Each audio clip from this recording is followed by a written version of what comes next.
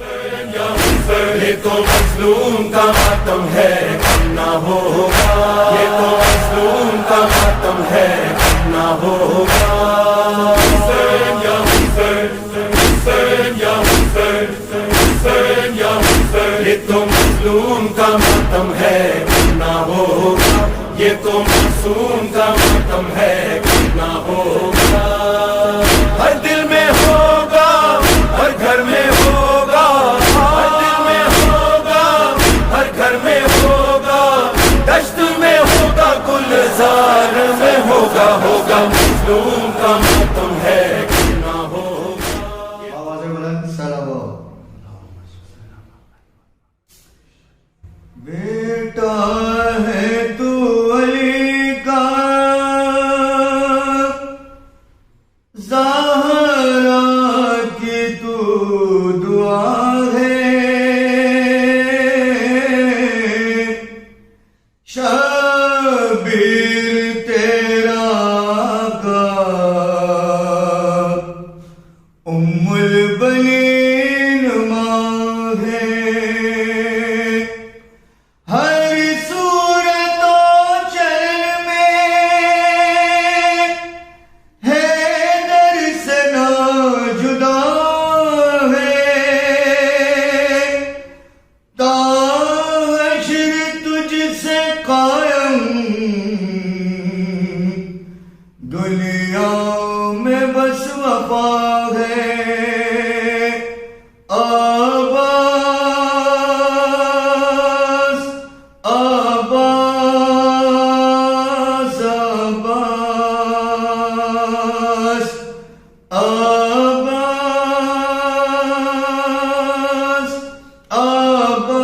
عباس عباس، تیرے علم کو تھامے ہر شخص کہہ رہا ہے، مظلوم کربلا کا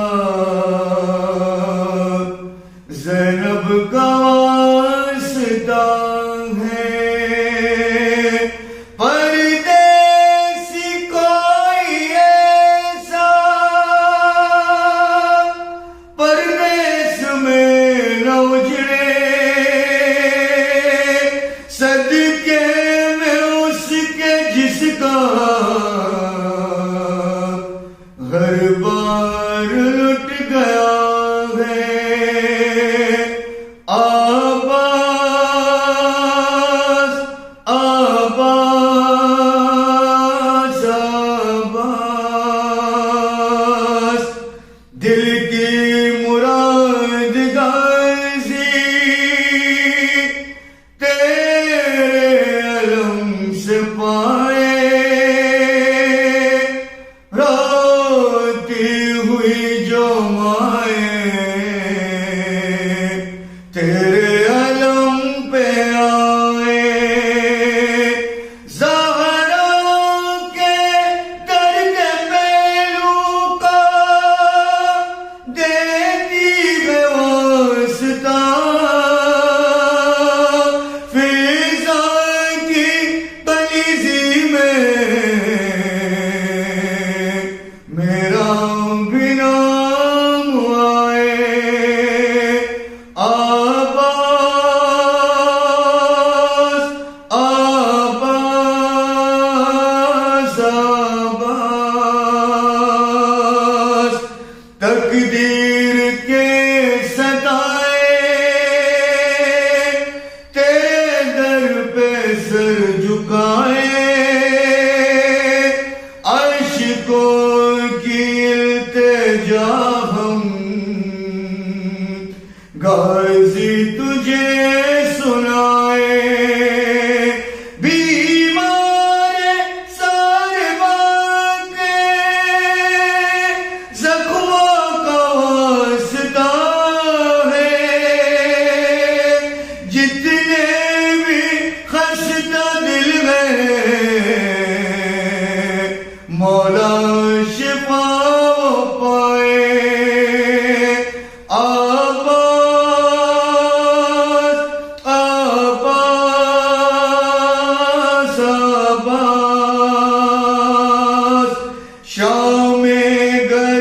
غریبا جس میں شام گری میں جس کا قرطہ جل گیا ہے کانوں سے بالیاں بھی ہائے شمر لے گیا ہے اس بے بسی سے مولا بچی کوئی نہ ترسے فرش عذاب پہ رو کر ہر دل یہ کہہ رہا ہے آباز آباز آباز اس وقت جب کہ زینب دربار میں گئی تھی قاری نمازیوں سے محفل سجی ہوئی تھی ظالم یہ پوچھتا تھا غازی تیرا کہاں ہے بالوں سے منہ چھپائے زینب یہ کہہ رہی ہے آباز آباز آباز آباز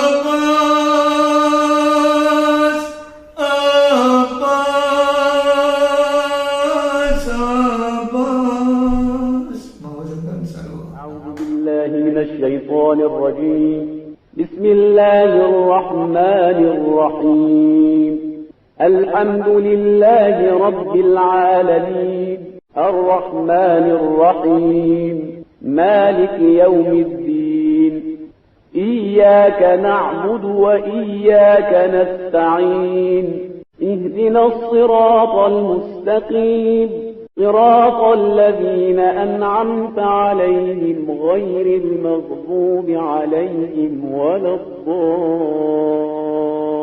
الضالين بسم الله الرحمن الرحيم قل هو الله أحد الله الصمد لم يلد ولم يولد ولم يكن له كفوا أحد بسم الله الرحمن الرحيم قل هو الله أحد الله الصمد لم يلد ولم يولد ولم يكن له كفوا أحد بسم الله الرحمن الرحيم قل هو الله أحد الله الصمد لم يلد ولم يولد ولم يكن له كفوا أحد رحم الله من قرأ الفاتحة بسم الله الرحمن الرحيم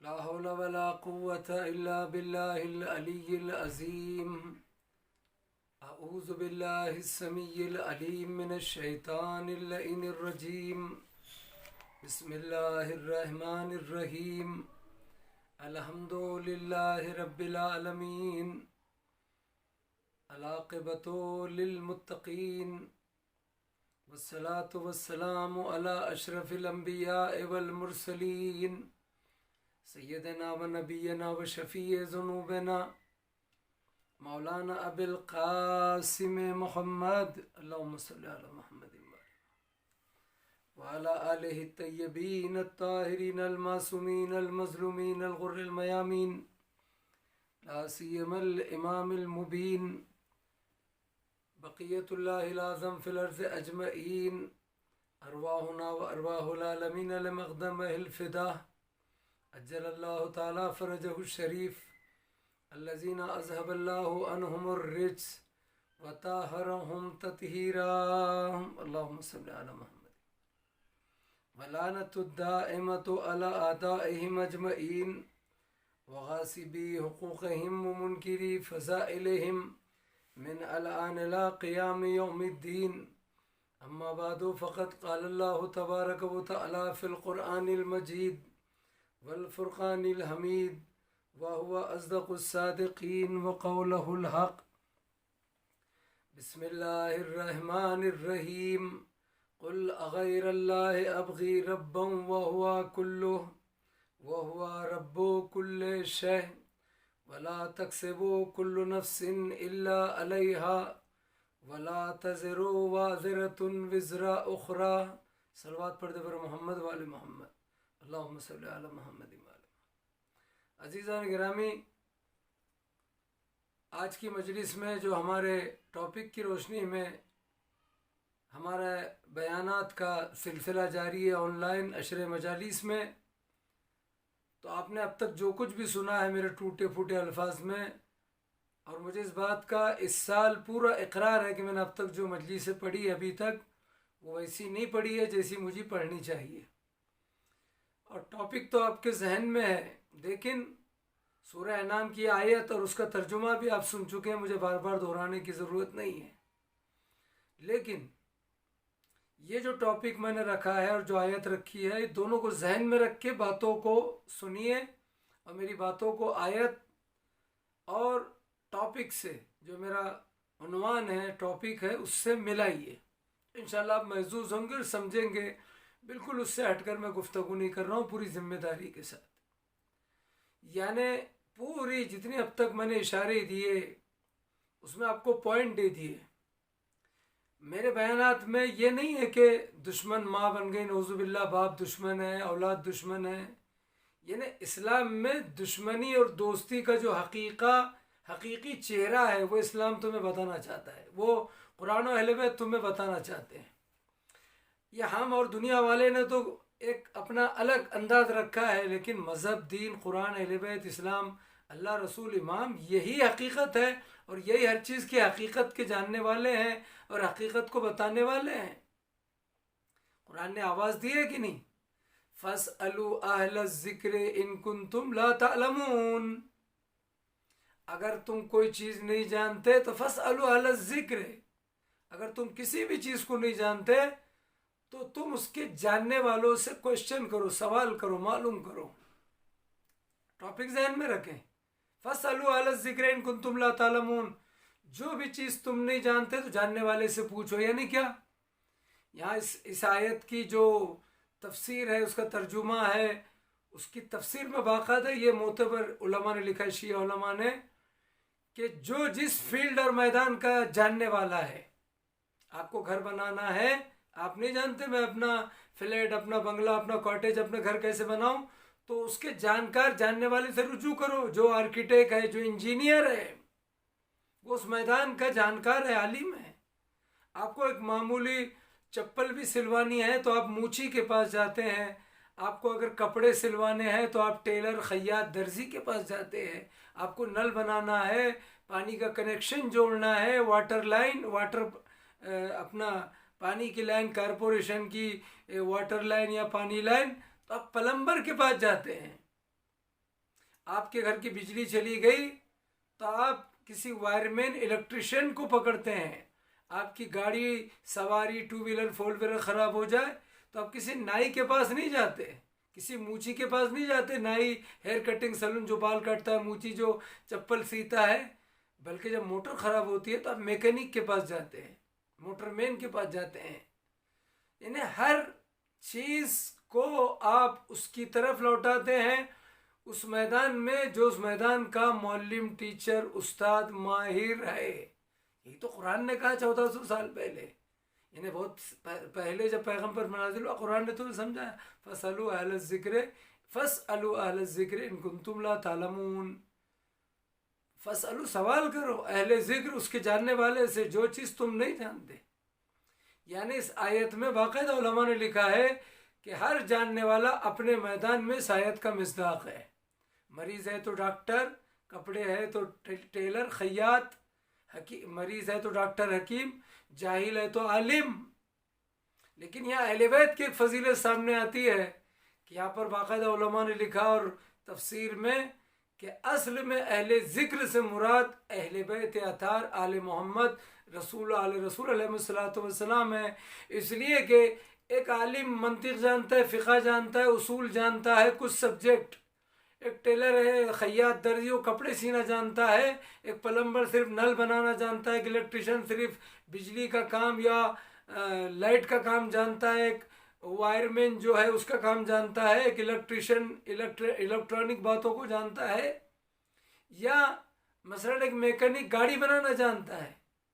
یا کوئی بھی انسان کتنا بھی علم رکھتا ہو، اس میدان کا ماہر ہو، اس کا علم محدود ہے. لیکن فاسألوا اہل الذکر، اہل ذکر سے مراد یہاں اہل بیت اطہار ہے کہ وہ ہستیاں ہیں جو کائنات کے رموز و پوشیدہ باتوں سے واقف ہیں، تمام رموز سے واقف ہیں. کیوں؟ اس لیے کہ اگر کوئی مجھ سے یہ پوچھے جناب یہ مسجد یہ امام باڑہ بن کے کتنے سال ہوئے، تو آپ کہیں گے جناب یہ مسجد بن کے 20 سال ہو گئے، یہ امام باڑہ بن کے 40 سال ہو گئے، ہے نا.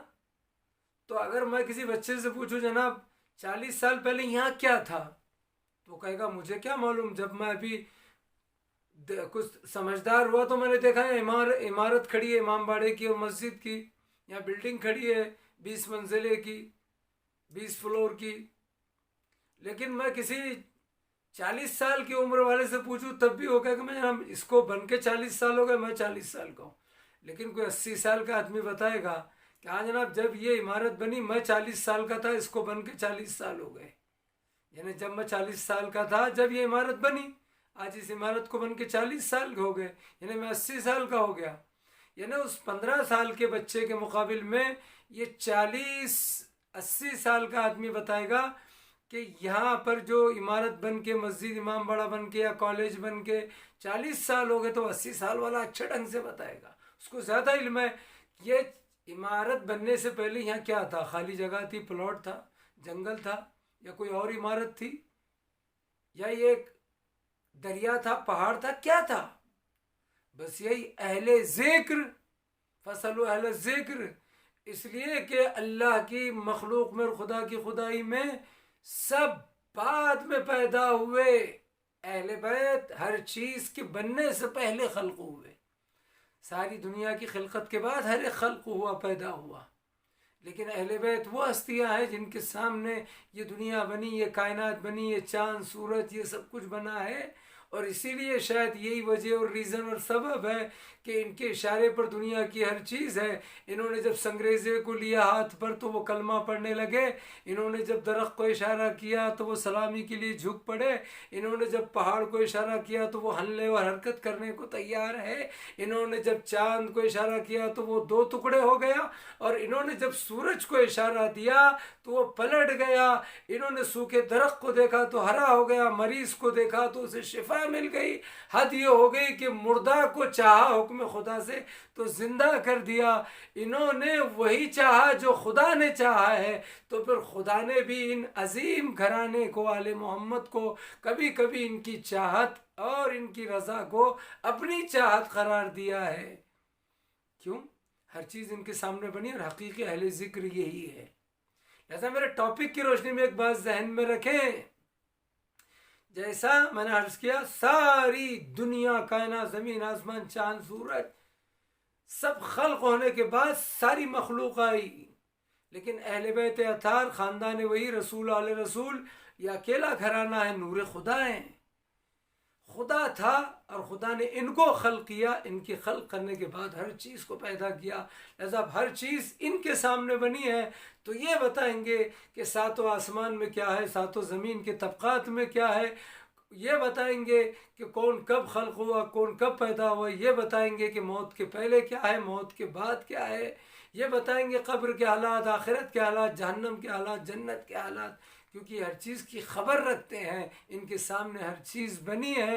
ان سے پہلے اگر کوئی تھا تو صرف ذات خدا، ورنہ یہ وہ ہستیاں ہیں کہ جب کل کچھ نہیں تھا تو یہ آل محمد تھے، اور جب کل کچھ نہیں رہے گا تو یہی آل محمد رہیں گے. ایک صلوات پڑھ دے پر محمد والے علیہ الصلوۃ والسلام، اللہم صلی علی محمد و آل محمد.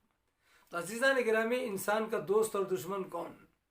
وَلَا تَزِرُ وَازِرَةٌ وِزْرَ أُخْرَىٰ. قیامت میں کوئی شخص کسی شخص کے گناہوں کا بوجھ نہیں اٹھائے گا، کوئی کسی کے عمل کا ذمہ دار نہیں ہوگا. قرآن مجید میں یہ بھی ہے کہ لوگ قیامت میں ایک دوسرے سے بھاگیں گے. کیسے ایک دوسرے سے بھاگیں گے؟ آپ میں جنر میں ہوں، آپ بمبئی میں ہیں، میرا ایک دوست جنر میں ایک بمبئی میں ہے، تو یہ دوستوں کی کیا بات ہے؟ روایت میں ہے ماں باپ اولاد کو چھوڑ کر بھاگے گی قیامت میں. ٹاپک ذہن میں رکھیں، ماں باپ اولاد کو چھوڑ کے بھاگیں گے، اولاد والد اور ماں کو والدین کو چھوڑ کر بھاگیں گے، دوست سے منہ موڑ لے گا قیامت کے میدان میں جب حساب کتاب شروع ہوگا. پبلک رہنماؤں سے بھاگے گی، پیر مرید سے بھاگیں گے. جو لوگ درگاہوں پہ جاتے ہیں، کسی کو بھی پیر مانتے ہیں، کسی کو بھی بڑا سمجھتے ہیں، کسی کو بھی فالو کرتے ہیں، کسی کی بھی پیچھے دوڑتے ہیں، کسی کو بھی اپنا بڑا مان لیتے ہیں. قرآن میں ہے، آپ دیکھ لیجئے تفاسیر میں، سوروں میں، سب بھاگیں گے، جان چھڑائیں گے باقاعدہ. آپ اندازہ لگائیے، قرآن مجید میں ساری باتیں موجود ہیں. قرآن مجید میں یہ سب چیزیں موجود ہیں کہ کون کس سے باقاعدہ. قرآن مجید میں تقریباً، سن لیجئے، میں اس کا آپ کو پورا مطالعہ ہوم ورک کی روشنی میں بات دیتا ہوں کہ قرآن مجید میں تقریباً 30 سوروں میں نے ہوم ورک کیا ہے پورا. میں نے پوری تحقیق کی اپنی ذاتی تحقیق میں کہ قرآن مجید کے 30 سوروں میں 68 سے 70 68 سے 70 آیتوں میں، 70 آیتیں، اور تقریباً 30 سوروں میں، قرآن کے 30 سورے میں، وہ سورے آپ کو بتا سکتا ہوں، ٹائم نہیں ہے آن لائن مجلس میں. قرآن مجید کے 30 سوروں میں اور تقریباً 68 سے 70 آیتوں میں اس بات کا قرآن مجید میں ذکر ہے. 70 آیتوں میں 30 سوروں میں کس بات کا؟ کہ قیامت کے میدان میں یہ جو جھوٹے خدا ہیں، جھوٹے معبود ہیں، یہ پیر جو بنے ہوئے ہیں، یہ لوگ کس کو بھی فالو کرتے ہیں. میں کسی کا نام نہیں لے رہا ہوں، اشارہ میرا ہے. آج کل بہت چل رہا ہے ایسا. آپ انٹرنیٹ پر، نیٹ پر، فیس بک پر یا یوٹیوب پر دیکھتے رہتے ہیں عجب عجب کرشمے. نہ جانے رسول نے کہا تھا 73 فرقے، مجھے نہیں معلوم کتنے فرقے بننے والے ہیں، ہے نا؟ پتہ نہیں، الگ الگ قسم کی نماز بھی ہے، الگ الگ فالوور ہے. کوئی کسی کو بڑا مان رہا ہے، کوئی کسی کو بڑا مان رہا ہے، کوئی کسی کو بڑا مان رہا ہے، کوئی کسی کو کچھ بھی کہہ رہا ہے، کوئی کسی کو کہیں بھی چھوٹا کر دے رہا ہے، کوئی کسی کی بھی شان میں گستاخی کر رہا ہے. بھائی مسلمانوں، عقل کا تقاضا یہ ہے کہ کم سے کم بزرگوں نے تمہارے یہ کہا تھا، حسبنا کتاب اللہ، قرآن کتاب ہمارے لیے اللہ کی کتاب کافی ہے. وہ بھی رسول کے سامنے کہا تھا، حسبنا کتاب اللہ، ہمارے لیے کتاب اللہ، اللہ کی کتاب قرآن کافی ہے. رسول کو کاغذ قلم دوات نہیں دیا، وہ بھی رحمت للعالمین کو، اللہ کے سب سے عظیم بندے کو، اس کے سامنے کہا کتاب قرآن ہمارے لیے کافی ہے. تو اس کی لاش تو رکھو جس نے کہا تھا قرآن کافی ہے.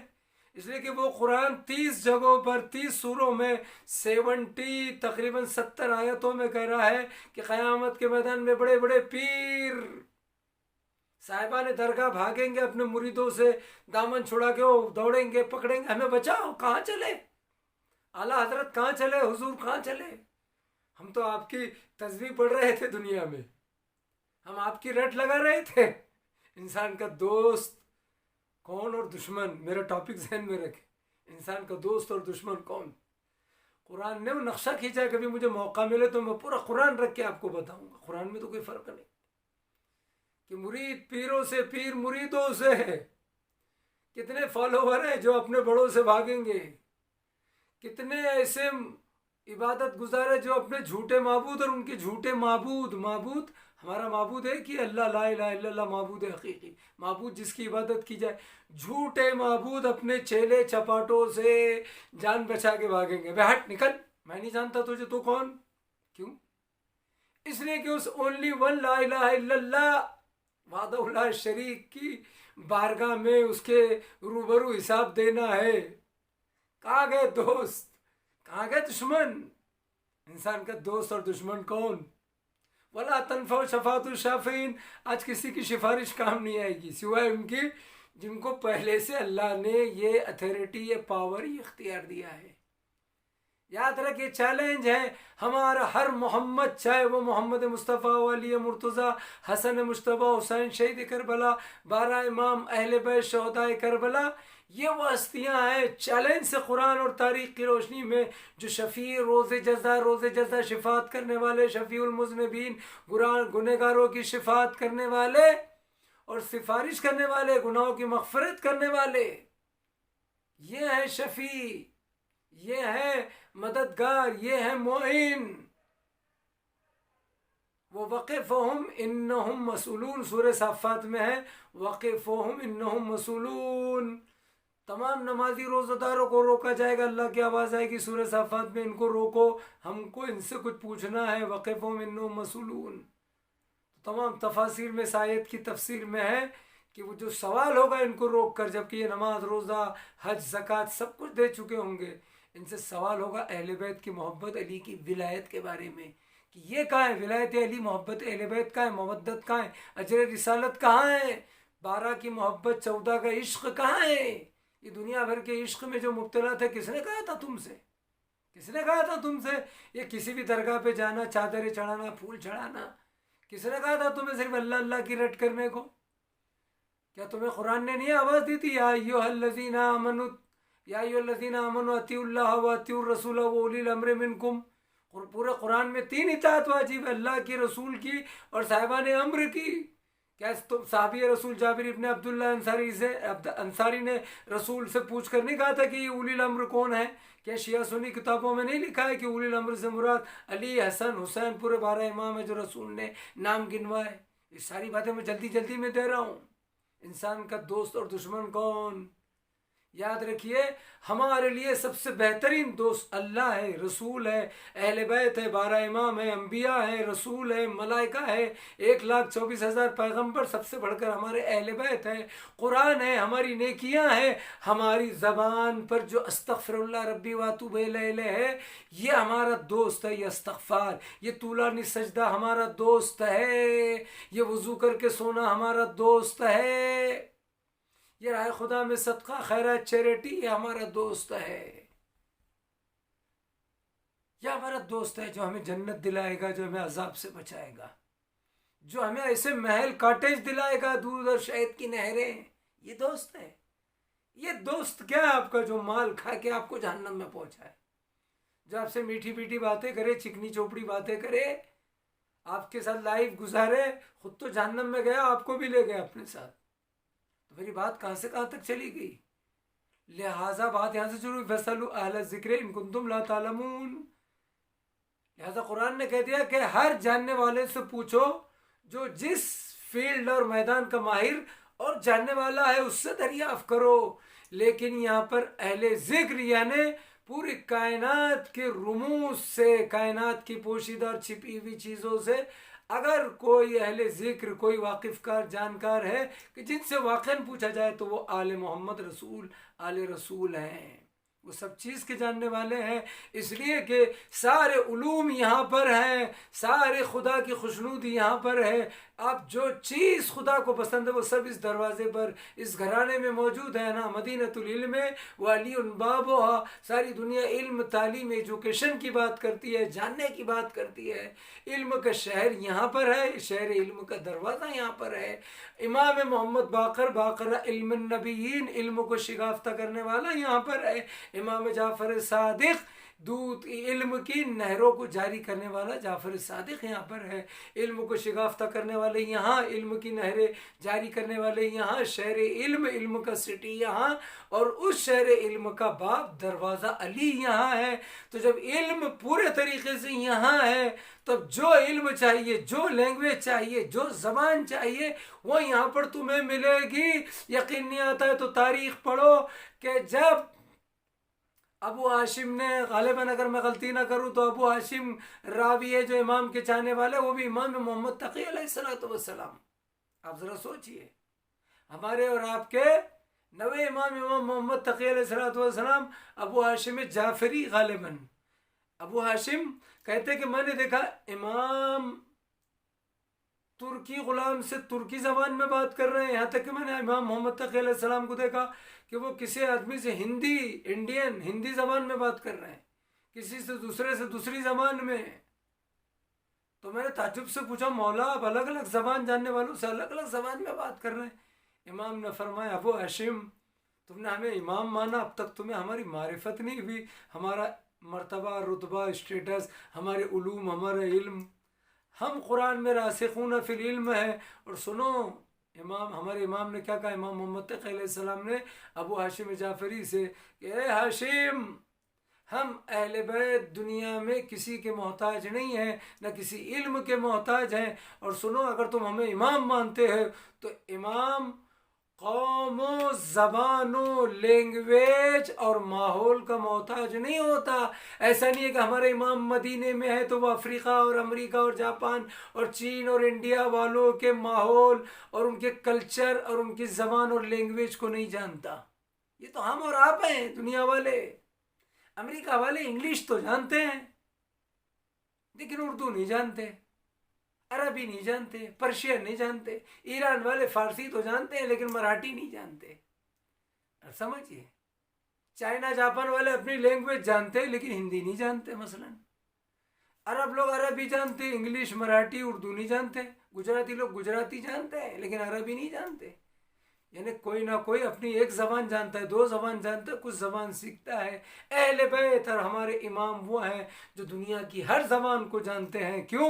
اس لیے کہ یہاں کی محدود زبانیں وہ جانتا ہے جس نے یہاں علم حاصل کیا ہے، اور لامحدود زبانوں کا مالک وہ ہے جس نے خود کارخانہ قدرت سے علم حاصل کر کے آیا ہے. تو اہل ذکر کا حقیقی اہل ذکر اہل محمد ہے کہ وہ ہر چیز کے بتانے والے ہیں. لہٰذا اس ٹاپک کی روشنی میں سنیں. تو میں ایک بات کہتے رہ گیا تھا آج کی یا اس دن کی مجلس میں کہ یہ بتائیے بچے کی تربیت کہاں سے شروع ہوتی ہے. آج کہا یا کسی مجلس میں کہا بچے کی تربیت، یہ ٹاپک کی روشنی میں بات ہے. کوئی یہ کہے گا کہ بچے کی تربیت ماں کی آغوش سے شروع ہوتی ہے. شاید کل صبح کی یا کل کی مجلس میں بات کہی، مجھے یاد نہیں آ رہا ہے. آپ سنیں گے تو یہ بات کی تکرار ہو رہی. بچے کی جو ٹریننگ ہے، میں نے کہا تھا نا تعلیم و تربیت، یعنی اس سے پہلی والی مجلس میں.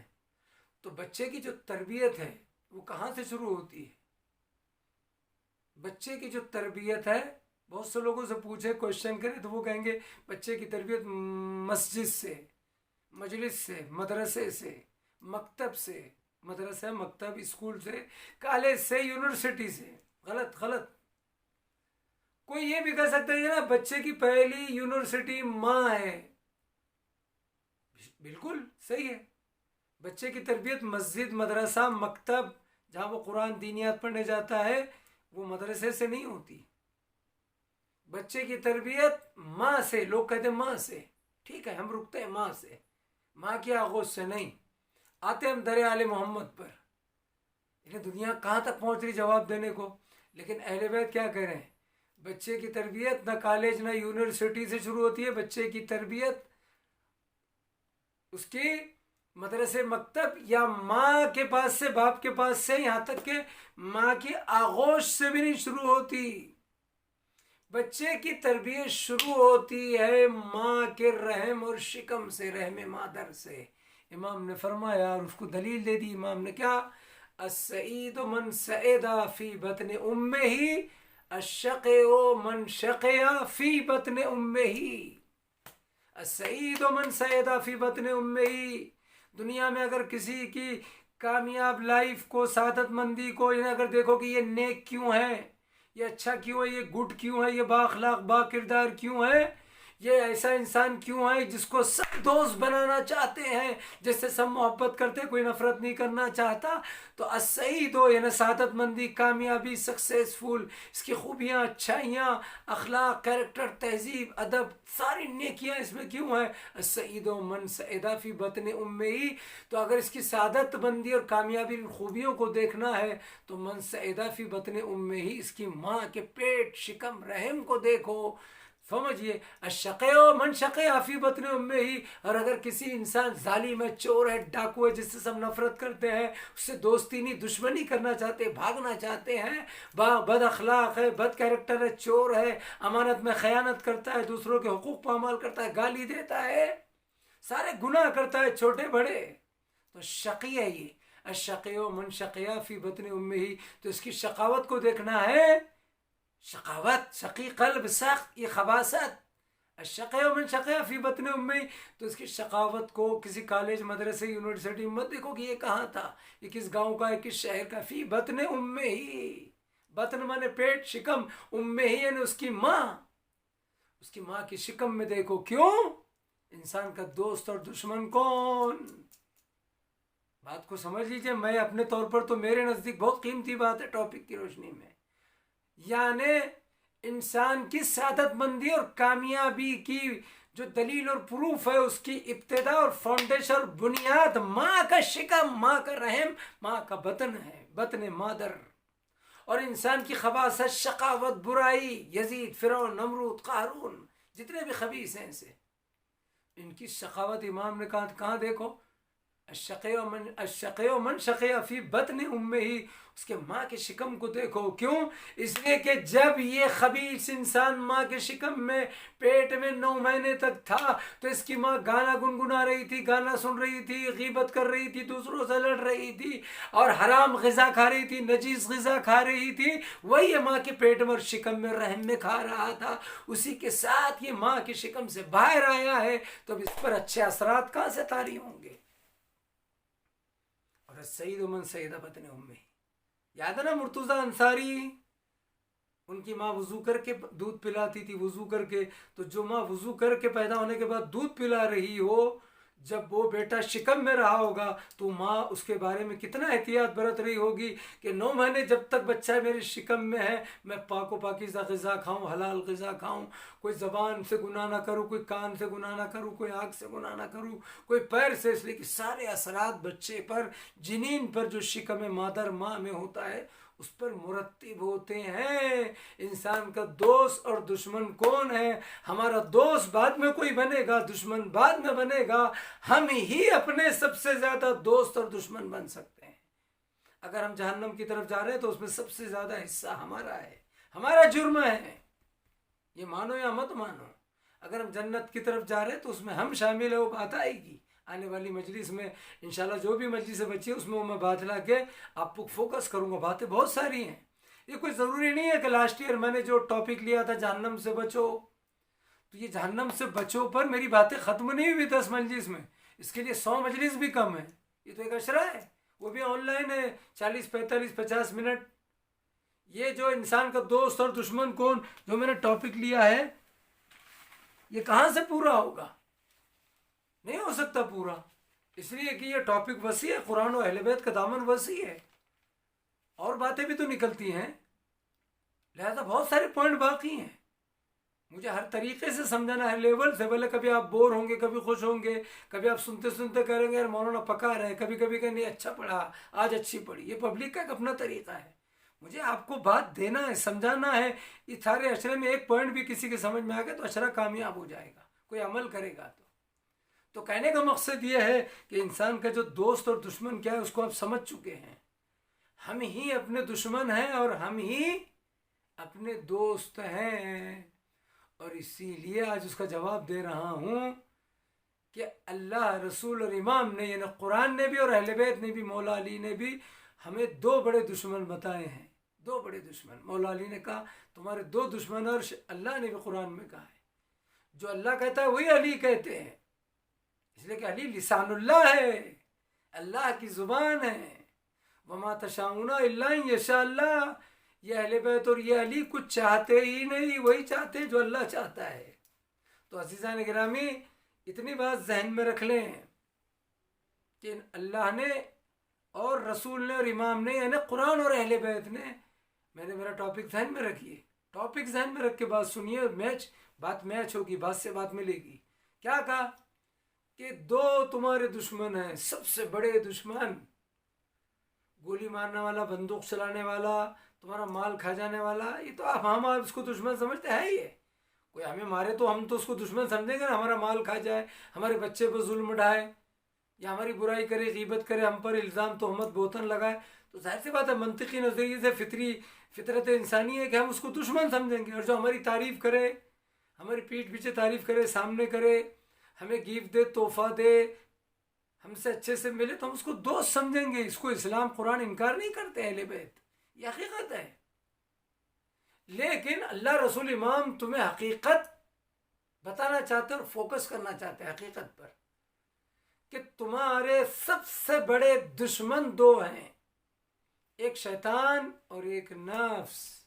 شیطان تو سب کو معلوم ہے، وہ بات آئے گی ابھی، اور ایک نفس۔ شیطان تو پھر سب کے پیچھے پڑا ہوا ہے، جتنے اولاد آدم ہیں وہ سب کے پیچھے ہے۔ اور ایک انسان کا بچہ پیدا ہوتا ہے، روایت میں آدم کا ایک بچہ، تاریخ قصص قرآن میں ہے، اور بھی حوالے ہیں۔ علامہ مجلسی نے لکھا ہے تاریخ انبیاء میں، قصص قرآن میں، کئی علماء نے لکھا ہے، شیخ صدوق نے، محمدی اشتہاردی نے، کہ جب ایک آدم کا بچہ، اولاد آدم، ایک انسان کا بچہ گھر میں یا دواخانے یا ہاسپٹل میں پیدا ہوتا ہے تو اس کے ساتھ دو شیطان کے بچے پیدا ہوتے، ایک میں پیدا ہوا، میرے ساتھ دو شیطان۔ چلو میں میری مثال دیتا ہوں، آپ کی نہیں، آپ شیطان ہے، نہ آپ کے ساتھ شیطان ہے بھی، میں سب کے لیے کہہ رہا ہوں۔ ایک آدم کا بچہ پیدا ہوتا ہے تو دو شیطان کے، وہ آدم کا بچہ 60-70 سال کے بعد، 20 سال بعد مر بھی جاتا ہے تو دونوں زندہ رہتے ہیں، یعنی آلریڈی آدم کی آبادی کم، آدمیوں کی، انسانوں کی آبادی کم، شیطان کی آبادی زیادہ۔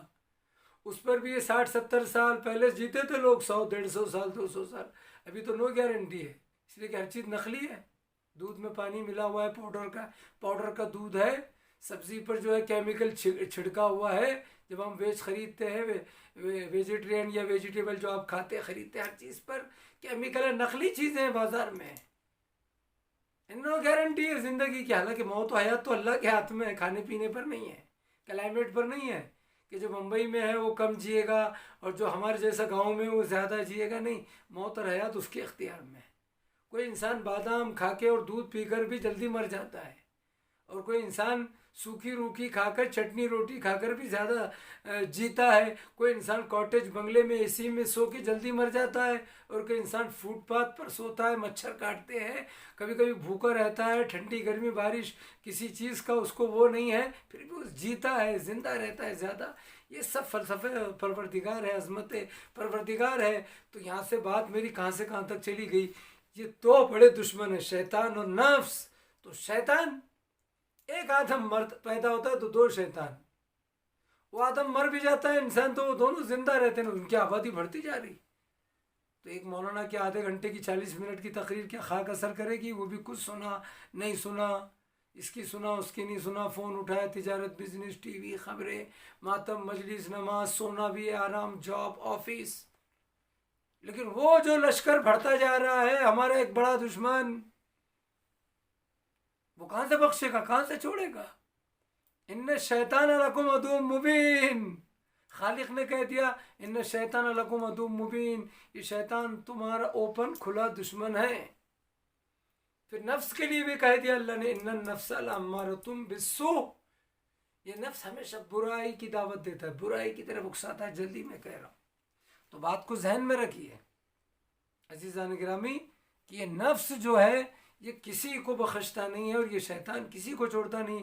تو میرا آخری جملہ سن لیں، ٹاپک کی روشنی میں باتیں نامکمل ہے، جلدی جلدی میں بیان کیا ہے کہ شیطان تو سب کے پیچھے ہے، تمام اولاد آدم کے، جو بڑا ایک دشمن ہے۔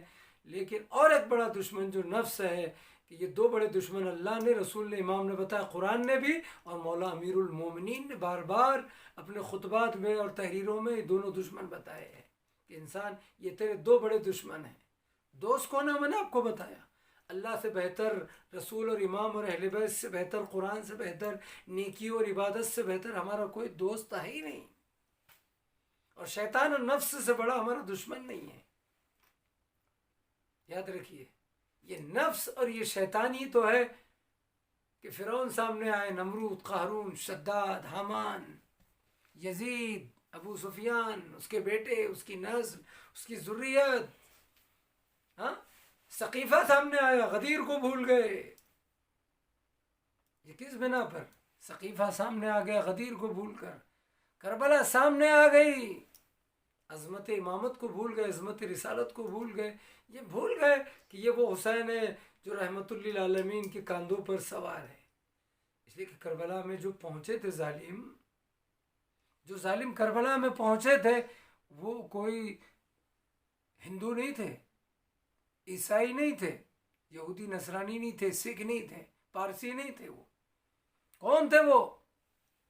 وہ کون تھے؟ وہ سب قسم مسلمان، کلمہ پڑھنے والے، حافظان قرآن، روزہ دار، داڑھی رکھے ہوئے، لا الہ الا اللہ محمد رسول اللہ کہنے والے، اس لیے کلمہ کمپلیٹ نہیں ہوگا۔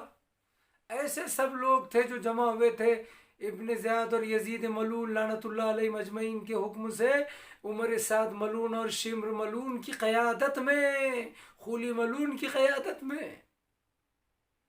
کس کو قتل کرنے، کس کو پیاسا رکھنے؟ خاندان وحی کے فرد کو، نور مبین، نور اللہ کو، نور خدا کو، امام مبین کو، رسول کے قرآن کی زبان میں رسول کے بیٹے کو، یا علی کے بیٹے کو، یا نبی کے نواسے کو، خاتون جنت، جنت کی عورتوں کی سردار کی بیٹے کو، کسی ماں جنت کی عورتوں کی سردار، وہ علی جو ولیوں کا سردار، اس کے بیٹے کو، کس بنا پر؟ اس لیے کہ عزاداروں اتنا سن لیجئے، یہ میں نے اشارے دیے ہیں، اس کو قتل کرنے پہنچے تھے سب مسلمان۔ اس میں کتنے صحابہ تھے، کتنے صحابہ کے بیٹے تھے، اصحاب کے بیٹے، اصحاب کے پوتے، یعنی ایسے لوگ حسین کو شہید کرنے پہنچے کربلا میں، جنہوں نے یا ان کے باپ نے بھی اور ان کے دادا نے بھی رسول کو دیکھا، ان کی بزم میں آئے، ان کے پیچھے نمازیں پڑھی، چاہے ایک بار دیکھا چاہے 10 بار دیکھا۔ ہم نام نہیں لینا چاہتے کسی کا، کتابیں بھری پڑی، آئیے بیٹھیے، کتابیں رکھیے، ڈسکس کیجئے، مناظرہ کیجئے۔ ایسے لوگوں نے حسین کو شہید کیا ہے۔ سوچئے، جس کے لیے رسول نے کہا تھا حسین منی وانا من الحسین، میرا حسین مجھ سے ہے، میں حسین سے ہوں۔ خطبہ چھوڑ کر ہاتھوں پہ اٹھا کے کہا تھا ھذا حسین فعرفوہ، یہ میرا حسین ہے، اس کو پہچانو پہچانو۔ اصحاب کا مجمع تو تھا جن کے سامنے کہا تھا پہچانو، پھر کیا تمہارے پاس انصاف نہیں ہے کہ تم نے اسی حسین کو مدینے سے، وطن سے بے وطن کیا؟ 5 سے 6 مہینے کا سفر، صعوبت برداشت ہوئی، اس کے بھائی مسلم کو شہید کروا دیا، ان کے ساتھیوں کو، ہانی ابن عروہ کو شہید کروا دیا یا کر دیا، اور ان کے دوستوں کو جیل میں قید میں ڈال دیا، حضرت مختار کو، حضرت مختار ثقفی علیہ السلام کو، اور اس حسین کو حر کو بھیج کر راستہ رکوا کر حسین کو کربلا پہنچایا۔ اور عزادارو، ہمارا اور آپ کا مظلوم امام 2 محرم کو 61 ہجری کو کربلا میں امام پہنچے، 60 ہجری 28 رجب کو چلنے والا مدینے کا یہ مسافر 61 ہجری 61 ہجری 2 محرم کو کربلا میں پہنچا۔ امام نے کئی گھوڑے بدلے، لیکن کوئی گھوڑا آگے نہیں بڑھتا۔ جیسے ہی زمین کربلا آئی، امام نے کئی گھوڑے بدلے، کوئی گھوڑا آگے نہیں بڑھتا۔ مقاتل نے بہت کچھ لکھا ہے، تو ایک مرتبہ ارباب مقاتل نے لکھا ہے، میں معتبر مصائب پڑھتا ہوں، امام نے، مقاتل نے لکھا کہ جب گھوڑے آگے نہ بڑھے، بعض علماء کہتے امام نے 7 یا 9 گھوڑے بدلے، مجھے نہیں معلوم، لیکن جب گھوڑے بدلے اور کوئی گھوڑا آگے نہ بڑھا تو امام سواری سے اتر پڑے۔ اور ایک مرتبہ علم امامت سے سب کچھ جانتے ہیں، لیکن واقعہ بننا چاہیے۔ ایک مرتبہ کسی سے پوچھا اس زمین کا نام کیا ہے؟ کسی نے کہا مولا اسے شط فرات کہتے ہیں۔ کہ نہیں، اس کا کوئی دوسرا بھی تو نام ہے۔ کسی نے کہا مولا اسے نینوا کہتے ہیں، کسی نے کہا مولا اسے القمہ کہتے ہیں۔ جب ایک مرتبہ امام نے کہا حل لہا اسم آخر، حل لہا اسم آخر، ارے اس کا کوئی دوسرا بھی تو نام ہے۔ تو فوراً کہیں سے آواز آئی، مولا اسے کربلا بھی کہتے، کرب بلا، کرب بھی بے چینی بلا، مولا اسے کربلا کہتے ہیں۔ جیسے ہی کربلا کا نام سنا امام نے کہا بالکل صدقت یا رسول اللہ، میرے نانا رسول اور بابا علی نے بالکل سچ کہا، یہی تو وہ زمین ہے، یہی وہ زمین ہے، یہی وہ سچا وعدہ ہے کہ جہاں ہمیں بسنا ہے، آباد ہونا ہے، جہاں ہمیں اترنا تھا۔ اور جیسے کربلا کا نام سنا حسین کی زبان پہ مرثیہ جاری ہو گیا، حسین نے مرثیہ جاری کیا۔ عزادارو ایک مرتبہ حسین کی زبان پہ یہ جملے آئے، ہاں ہونا محیط رحالنا، ہاں ہونا مسفک دماؤنا، ہاں ہونا مقام و محل و قبورنا، ہاں ہاں ہاں۔ جیسے کربلا کا نام سنا فوراً مرثیہ پڑھا اور کہا ہاں محیط و رحالنا، یہی وہ جگہ ہے جہاں ہماری سواریاں ٹھہریں گی، یہی وہ جگہ ہے کہ مسفک دماءنا، جہاں ہمارے خون بہیں گے، اور یہی وہ جگہ ہے کہ محلو یا مقام قبورنا، جہاں ہماری قبریں بنیں گی اور ہمارے چاہنے والے دور دور سے ہماری زیارت کو آئیں گے۔ یہ حسین 61 ہجری 2 محرم کو مرثیہ پڑھ رہے ہیں۔ جیسے امام نے یہ جملے کہے اور پھر دنیا کی بے ثباتی بے وفائی پر حسین نے مرثیہ اور چند اشعار پڑھے۔ ایسے مرتبہ جیسے حسین کی زبان پر یہ سارے جملے آئے، زینب رونے لگی، سکینہ رونے لگی، حسین آگے بڑھے، زینب نہ رو، میں ہاتھوں کو جوڑ کر کہوں گا مولا بہن کو رونے دیجئے، بچی سکینہ کو رونے دیجئے، اس لیے کہ آج آپ کی زندگی میں رو رہے ہیں، کل آپ کی شہادت کے بعد رونا چاہیں گے تو پھر ظالم رونے نہ دیں گا، کبھی ظالم تازیہ نہ مارے گا، کبھی سکینہ کے رخساروں پہ تماچے۔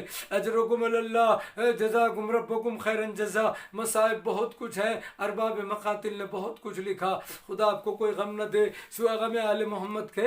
عزادارو ایک مرتبہ تاریخ اور ارباب مقاتل نے لکھا، بس جیسے حسین نے مرثیہ پڑھا اور دنیا کی بے ثباتی کے اشعار پڑھے، بے وفائی کے، اہل دنیا کی بے وفائی کے، تو ایک مرتبہ امام نے کہا یہاں کے زمینداروں کو بلاؤ، یہاں کے زمینداروں کو بلاؤ۔ وہاں کے زمینداروں کو بلایا جو بنی اسد کے نام سے مشہور تھے۔ بنی اسد کے کچھ لوگ آئے، بنی اسد کے قبیلے کے لوگ جمع ہو گئے کہ نبی کا نواسہ آیا ہے، وقت کا امام آیا ہے، کیوں بلایا ہے، کیا معاملہ ہے، کیا ماجرا ہے، امام چاہتے کیا ہے۔ یہاں کے زمینداروں کو بلاؤ۔ وہ زمیندار بنی اسد کے لوگ جن کی زمین تھی کربلا۔ امام نے کہا سنو اے بنی اسد کے لوگوں، ہم تم سے یہ زمین خریدنا چاہتے ہیں۔ بنی اسد کے بزرگوں نے کہا فرزند رسول آپ اس زمین کو نہ خریدیے۔ امام نے کہا ہم اس پر خریدنا نہیں، اس پر آباد بھی ہونا چاہتے ہیں۔ انہوں نے کہا بنی اسد کے لوگوں نے مولا فرزند رسول اس زمین کو نہ خریدیے، نہ اس پر آباد ہوئیے، ہم نے بزرگوں سے سنا ہے کہ یہ وہ زمین ہے جس پر کسی نبی یا ولی خدا یا نبی خدا کو یا اولیاء خدا کو کبھی سکون میسر نہیں آئے گا۔ اس زمین پر کسی کو نجات یا سکون نہیں ہے۔ امام نے کہا سنو بنی اسد کے لوگوں، ہم آئے اس لیے کہ زمین کو بسائے اور آباد کرے، اس لیے کہ تاریخ میں اشارے ہے اس زمین پر آدم آئے تھے، سکون نہیں ملا، ابراہیم آئے تھے، گھوڑے سے گرے یا ٹھوکر لگی خون نکلا، آدم کو یہی ہوا، اسماعیل کی بھیڑوں نے گوسفندوں نے پانی نہیں پیا، سارے تاریخ انبیاء میں کسی کو سکون نہیں ملا اس زمین پر، اس شط فرات پر، اس القمہ، اس کربلا پر۔ اسی لیے بنی اسد نے کہا ہم نے بزرگوں سے سنا ہے۔ امام نے کہا اب تو مرضی خدا یہی ہے، مرضی پروردگار یہی ہے، میرا دل یہ کہتا ہے۔ امام کہنا چاہتے ہیں کہ ہم اہل بیت مرضی خدا کے بغیر سانس بھی نہیں لیتے، ہماری ہر سانس خوش نہیں دیے خدا کا پیکر ہے، بس ہم یہ زمین لینا چاہتے ہیں۔ امام نے 60,000 درہم میں بنی اسد سے زمین خریدی، اور خریدنے کے بعد اپنے قبروں کے نشان کے حساب سے زمین چھوڑ کر بقیہ زمین پھر ان کو ہبہ کر دی، بخش دی، انہیں قیمت بھی دی۔ 60,000 درہم میں زمین خریدی، قبروں کے نشان پورتی، جہاں جہاں قبریں بنے گی اتنی زمین چھوڑ کر پھر باقی زمین بنی اسد کے لوگوں کو ہبہ کر دی، بخش دی، دے دی، کہے لے لو، لیکن ہماری شرط ہے۔ امام نے 3 شرطیں رکھی، انہوں نے ہاتھوں کو جوڑا، مولا کیا شرط ہے؟ کہا ہماری شرطوں میں ایک شرط یہ ہے کہ باقی زمین تمہیں واپس دیے دیتے، ہم نے قیمت بھی دے دی ہے، صرف قبروں کے حساب سے قبروں کے نشان رہیں اتنی زمین ہم رکھتے ہیں اپنے پاس، لیکن ہماری شرط یہ ہے کہ جب ہمارے لاشیں بے گور و کفن پڑے رہے تو تم دفن کر دینا۔ دوسری شرط یہ ہے جب ہمارے زائرین زیارت کو آئے تو تم ان کو ہمارے قبروں کے نشان بتا دینا کہ یہ تمہارے مولا حسین کی قبر ہے، یہ عباس کا روضہ ہے، یہ علی اکبر ہے، یہ حبیب ہے، ہمارے نشان بتا دینا قبروں کے، انہیں بتا دینا تاکہ انہیں ڈھونڈنے کی تلاش کرنے کی زحمت نہ ہو۔ اور تیسری شرط یہ ہے ہمارے زائرین پتہ نہیں دور دور سے آئیں گے تو انہیں 3 دن کا مہمان رکھنا۔ یعنی حسین اتنے ہجوم مصائب میں کھڑا ہے میرا حسین، اس کے باوجود چاہنے والوں کا کتنا خیال ہے، چاہنے والوں کا، اپنے شیعوں کا، اپنے زائرین کا کتنا خیال ہے، کتنی محبت ہے۔